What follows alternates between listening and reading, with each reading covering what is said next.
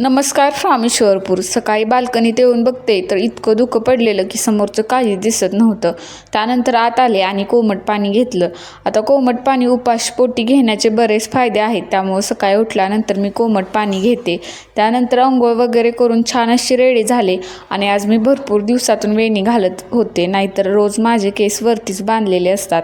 त्यानंतर स्वच्छ झाडू मारला आणि मी अंघोळीच्या अगोदर झाडू मारते, पण आज लेट झालेला आणि झाडू मारल्याशिवाय मला पुढची कामं सुचत नाहीत, त्यामुळं मी पहिल्यांदा झाडू मारून घेत असते. त्यानंतर माझी तुळस सावलीत ठेवून पण पाक कोमेजून गेले, तिला पाणी घातलं. त्यानंतर भेंडीची भाजी बनवायची होती. बऱ्यापैकी मी गोष्टी आवरून घेतलेल्या, फक्त भाजी राहिलेली. त्यासाठी अगोदर भेंडी स्वच्छ धुवून घेतली, त्यानंतर तिला स्वच्छ पुसून घेतलं आणि त्यानंतर भेंडी बनवायला घेतली.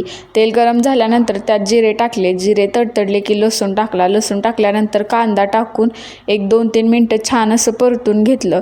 त्यानंतर बेसिक आपले मसाले ॲड केले आणि आता तुम्ही सांगली, सातारा या भागातील असाल तर कांदा लसूण मसाला प्रत्येक भाजीत तुम्हाला दिसतोच.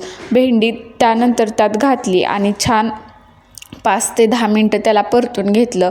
त्यानंतर 15 मिनटं त्याला असंच स्लो गॅसवर ठेवलं. चला बाय. आवडलं असेल तर नक्की लाईक करा, फॉलो करा.